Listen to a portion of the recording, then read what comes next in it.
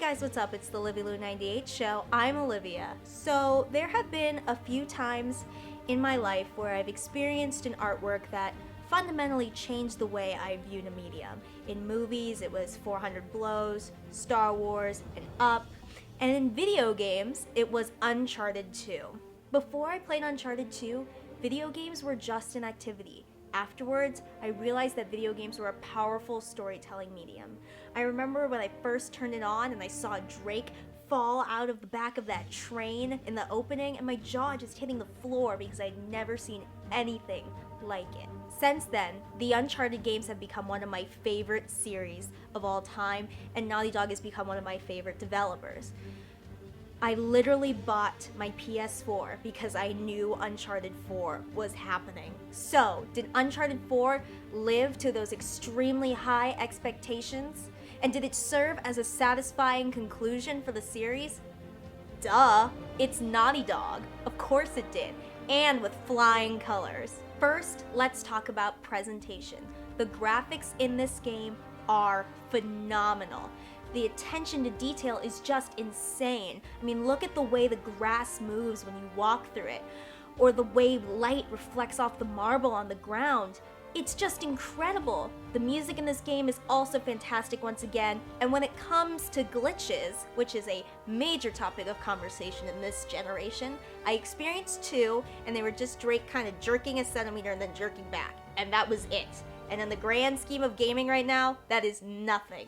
Seriously, I want to know how Naughty Dog is the only studio reaching this level of quality, because if it was Ubisoft or EA, it wouldn't look half as good, and it would barely work.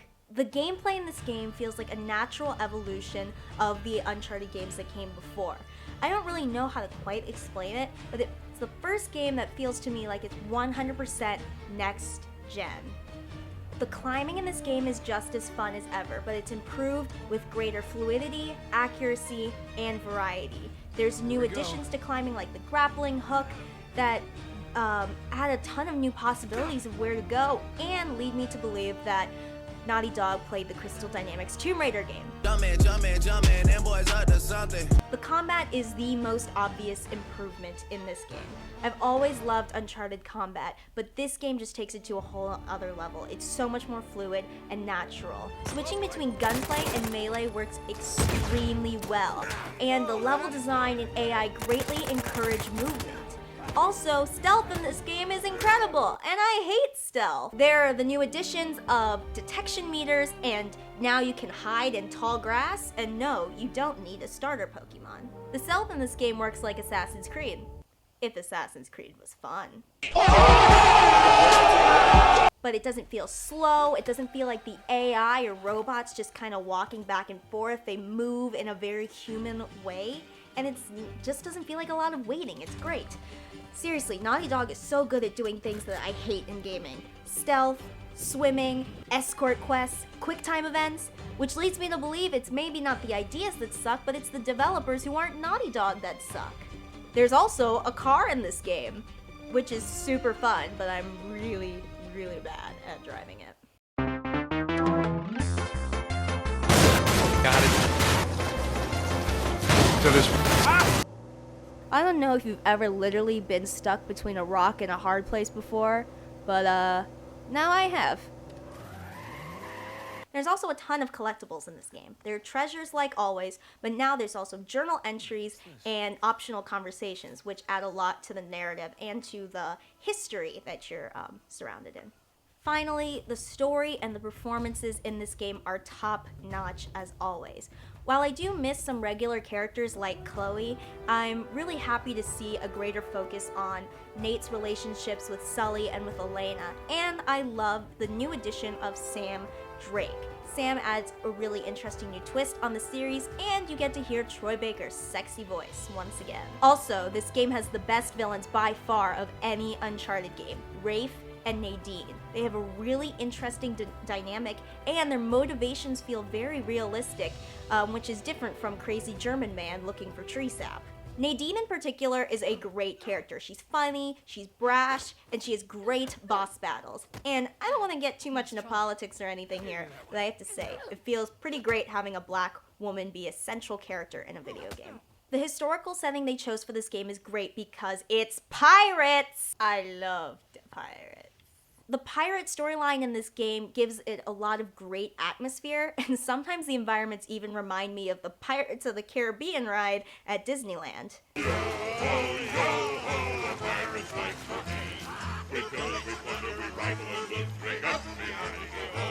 It also allows for a big chunk of this game to take place on an island.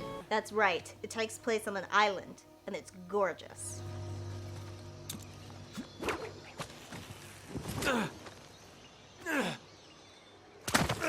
Multiplayer in this game is extremely fun. It takes a lot of pointers from what made The Last of Us multiplayer really good, but still feels very Uncharted. My favorite mode is Command, which is like a capture the territories kind of mode, and it's super fun, and I've been addicted to it. I've been playing it a lot. My only qualm with the online mode really is Uncharted points, aka microtransactions. Why, Naughty Dog? Why? Why would you do that to me? So, in conclusion, once again, right. Naughty Dog has made a masterpiece. The graphics are great. The story is amazing. The gameplay is mind-blowing. It's damn near perfect. The only rating that feels appropriate for this game is a 10 out of 10. And where it ranks with the other Uncharted games, it's my second favorite behind Uncharted 2, of course, which also happens to be my favorite video game ever of all time. So that says a lot about this game, that it's ranking that high up there with Uncharted 2.